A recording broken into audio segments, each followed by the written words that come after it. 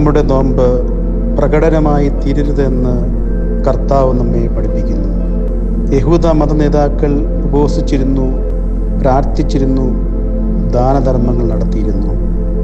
പക്ഷെ അത് പലപ്പോഴും അവരുടെ മതാത്മക ജീവിതത്തിൻ്റെ പ്രദർശനമായിട്ടാണ് കാണുവാൻ സാധിച്ചത്. തെരുവുകളിൽ നിന്നുള്ള പ്രാർത്ഥന, വാടിയ മുഖത്തോടു കൂടിയ ഉപവാസം, പെരുമ്പറ മുഴക്കിയുള്ള ദാനധർമ്മങ്ങൾ. എന്നാൽ ഇവയെ വർജിക്കപ്പെടേണ്ട തിന്മകളായി ക്രിസ്തു കരുതി. വിശുദ്ധ മത്തായി ശ്ലീഹ എഴുതിയ സുവിശേഷം 6-ാം അധ്യായത്തിൻ്റെ ആരംഭത്തിൽ ഇപ്രകാരം കാണുന്നു: ഇടത് കൈ ചെയ്യുന്നത് വലത് കൈ അറിയാതെ നൽകണം, അതല്ലേ ദാനധർമ്മത്തിൻ്റെ വിശുദ്ധി. നമുക്കുള്ളവയെ പരപ്രേരണ കൂടാതെ പങ്കുവയ്ക്കുന്ന സ്നേഹത്തിൻ്റെ അനുഭവമാണ് വിശുദ്ധ നോമ്പ്.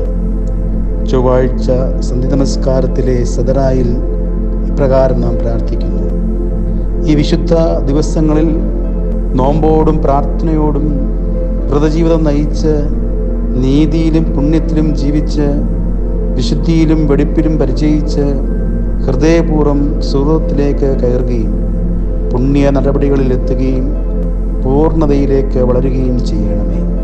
നമുക്ക് പ്രാർത്ഥിക്കാം.